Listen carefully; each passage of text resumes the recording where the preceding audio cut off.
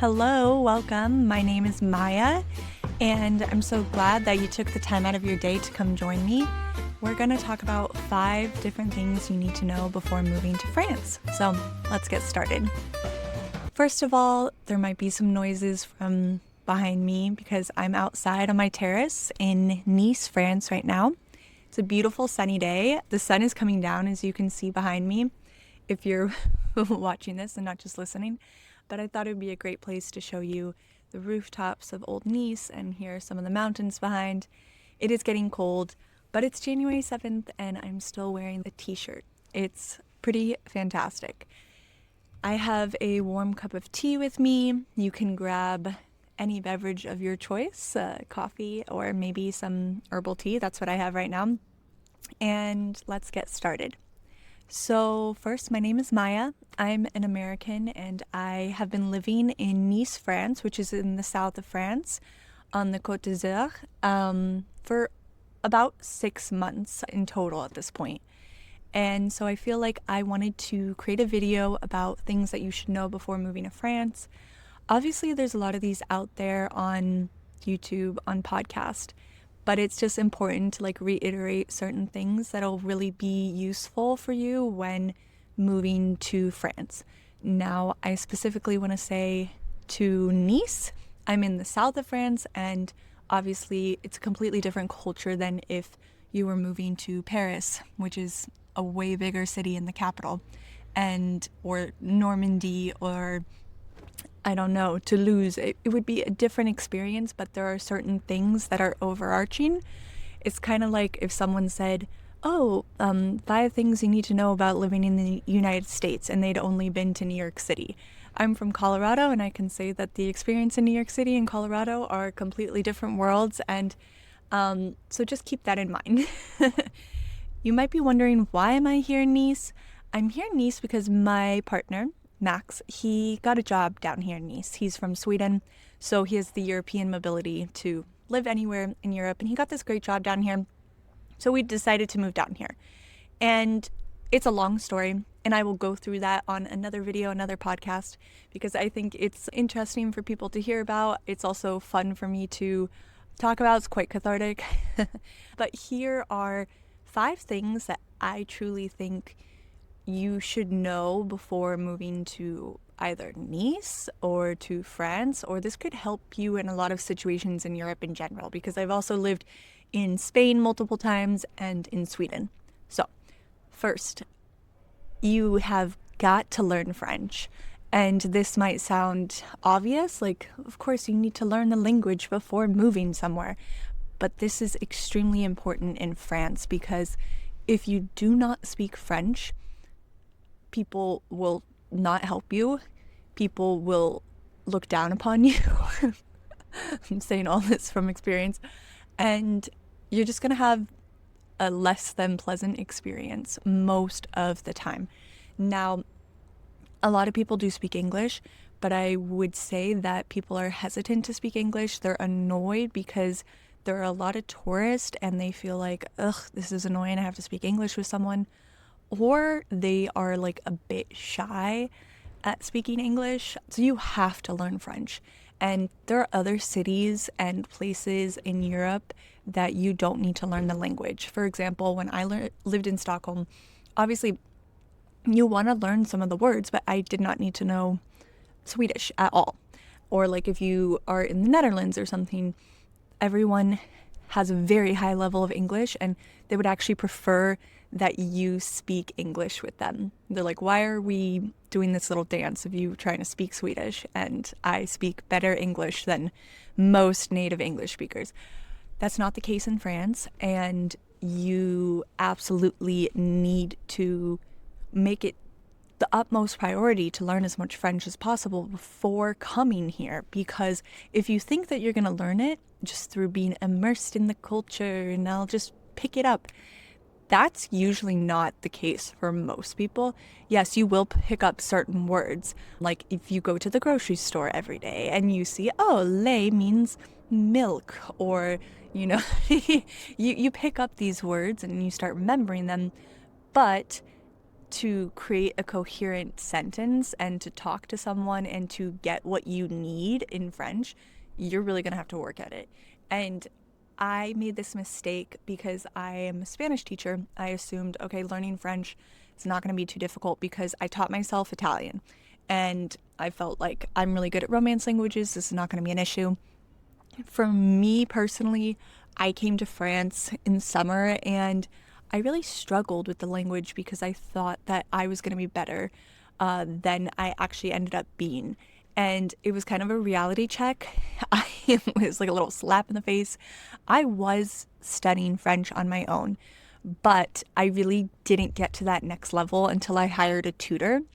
And I felt like I didn't hire the tutor to teach me all the grammar because I could do that for myself at home as a language teacher. I knew how to do this stuff, but I hired the tutor so I could just practice conversation again and again, because part of the fear of speaking French is you say something and then someone responds to you because they happen to understand what you're asking for, and then your mind hits a blank and you freak out, you panic, they get annoyed, you leave the situation saying, I want to leave. This is like an absolutely stressful experience, just even getting like a croissant. So I highly suggest learning as much French as possible, watching French TV shows. I mean, sorry, that's a seagull in the background. I watched Love is Blind France, which I think it was a good way to hear the French that people actually speak day to day here, but it was also quite toxic. Like, I didn't like it. But if you like Love is Blind, perhaps that'd be good for you. I also watched Lupin, which is really funny because it's basically like the Louvre heist, but in a TV show. That's for another day, but great TV series. So I love watching TV to learn a new language, and I suggest this to my Spanish students all the time. Also listen to podcasts, and yeah, you got to practice. And if you can get a tutor, I highly suggest it. Okay, number 2, patience. You got to be patient with things. Things are not as efficient as you are used to either in the United States, North America, Australia. I can speak on that because I lived in Australia, or compared to Northern Europe. I mean, especially in the summer, everything shuts down in the month of August. You think something's open because you look on Google Maps, and then you walk there and there's a sign that says we're closed for a month or two. You kind of just have to go with the flow. You have to learn patience. And if you're not a patient person, you got to learn your 4-fold breath before you come to France, because if you don't, you're going to be tested. You're going to be pretty annoyed. It's just a different way of living. It's much slower, especially if you're in the south of France, and especially if you're coming to live here. You just have to remember things do not go fast. But I will tell you that when a French person wants something to go fast and you're not on their timeline, they get annoyed. So I would say patience. Number 3 is have all your ducks in order, meaning have all your paperwork together. I would say that France is a very bureaucratic society. They require paperwork for everything that you do. And you might be like, well, isn't it like that everywhere? Yeah and no, because France, I mean, even just to get married here, it's a long bureaucratic process. If you want to get an apartment here, you have to put together a dossier with all of the correct paperwork that's going to show your landlord that you are going to be a good tenant. Now, in the US, we have similar things to that. Maybe show your credit score, this or that. In France, before you even get to talk to a landlord, you have to send them your work contract, your passport, your housing insurance. Do you have a guarantor? All this stuff. So it's a big process. And if you don't have all your paperwork together, you are going to be running around the city like a chicken with its head cut off. And if you have to print something and the print shop is not open, well, good luck. Number 4, getting an apartment in France can be quite difficult because you need a guarantor. If you are over the age of 30, you're going to need a guarantor who's usually has to be a French person, who can say that they will pay the rest of your month's rent if you cannot pay for it. But if you're moving here from a place that's obviously not France, especially if you're listening to this, you might not know any French person who could do that. And it's also going to be like super awkward to ask your French tutor, hey, can you be my guarantor on my new apartment? They're going to be like, are you insane? No, I'm not doing that. So it can be really tricky. There are certain agencies that you will have to pay for, and they can act as your guarantor. You need to include that in the amount of money that you're spending to get over here. And if you're under the age of 30 and you're European, you're okay. You do not need the guarantor because the state of France, like the country of France, is going to act as your guarantor. I don't think this works for people who are not European. I'm not sure. My partner Max, when we decided to rent our current apartment, he was 29 at the time, so he got that from the French government. But he's also European. I was 30, so I don't actually know if that applies to everyone under the age of 30, but yeah, just something to keep in mind.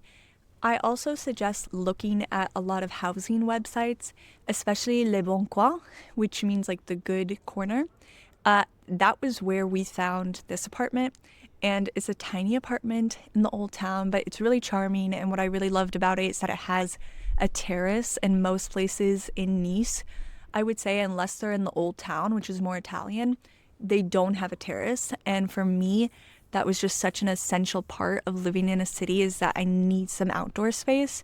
So I highly suggest looking at Le Bon Coin for an apartment if you need that. But just remember, you'll need a guarantor, and if you can't find one and you don't know any French person to be your guarantor, it's okay, but you're going to have to pay for it. You're going to have to pay for a service that will act as your guarantor.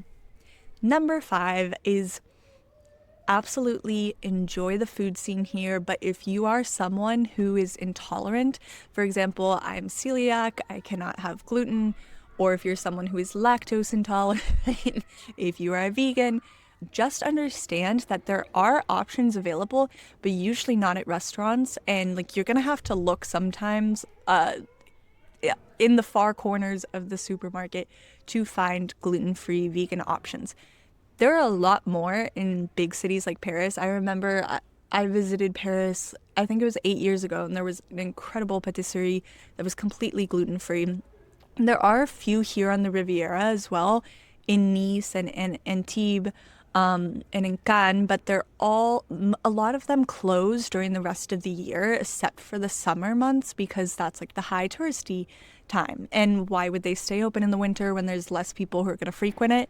So just know if you have a difficult diet, and I don't want to call these diets difficult because a lot of times it's just how we eat. You just have to be flexible, and you have to know that you might have to cook a lot of your meals. It's kind of funny because it's sad but funny. I'm, gluten-free, and I'm also lactose intolerant, even though I'm one of those lactose intolerant people who still, indulges in cheese, because I love cheese, and it's a crime to me to not eat cheese in France. I would buy lactase pills from the pharmacy here. And first of all, you can go into a pharmacy in France and ask for lactase pills, and oftentimes they will give you a pill that has lactase in it, but it's not completely a lactase pill. It'll have other things in it.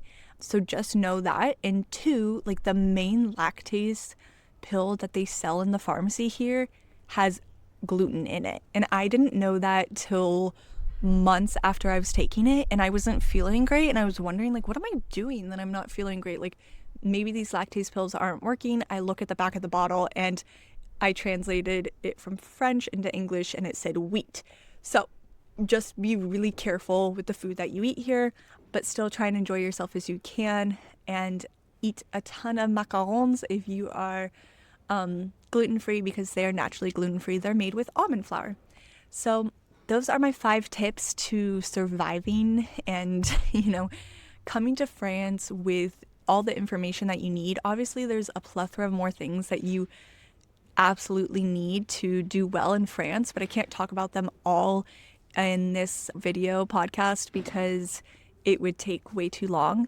But just know that when you move to a place like France, there's going to be a lot of highs and a lot of lows.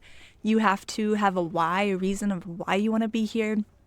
And I think you're really going to enjoy yourself if you take the time to learn the language, to immerse yourself in the culture as much as possible, and just know that not everything's going to be easy, but you'll get through it. Okay, have a great day. Thanks so much for listening, and bye. See you later.